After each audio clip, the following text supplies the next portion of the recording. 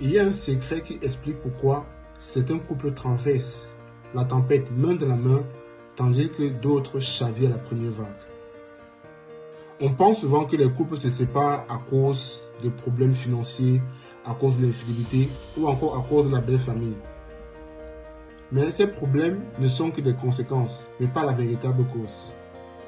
La véritable cause, c'est ce que j'appelle, soit c'est l'absence de fondement, de fondation, ou encore c'est l'érosion des fondations.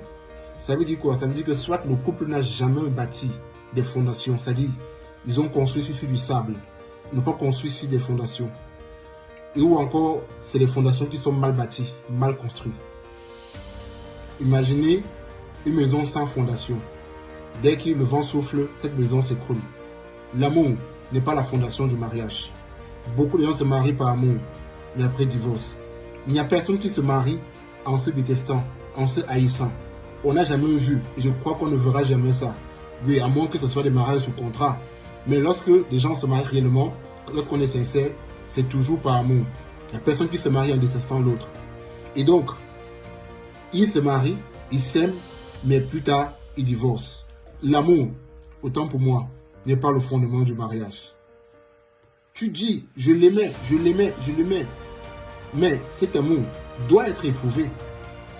Lorsque un enfant va à l'école, cet enfant doit prouver qu'il est intelligent, qu'il est sage. Qu'est-ce qui se passe? Il donne des épreuves. Et cet enfant doit réussir à ces épreuves. Donc les épreuves, c'est pour voir si ce que tu as est véritable. Si tu l'aimes, ton amour sera éprouvé. Donc les épreuves, en fait, c'est pour te qualifier, pour voir si ce que tu as dit, ce que tu as déclaré, si c'est vrai, si c'est plus authentique. Voilà pourquoi les épreuves viennent. Les épreuves ne sont pas une mauvaise chose. Elles viennent pour qualifier, vérifier si ce que tu as dit est vrai. Pendant que vous essayez de régler les problèmes en surface, le vrai problème est sous-jacent. Le vrai problème est profond, caché. Et le problème continue, persiste et crée une distance entre vous. C'est pour cela que vous avez l'impression de parler dans le vide ou comme de vivre avec un colocataire. Mais j'ai une bonne nouvelle pour vous. J'ai une bonne nouvelle pour toi. Il y a une solution. Même si tout semble détruit, il y a un moment où si vous posez les bonnes actions, vous pouvez inverser la donne.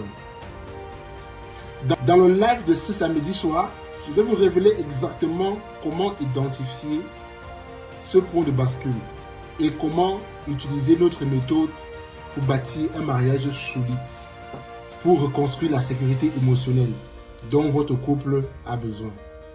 En attendant, posez-vous cette question.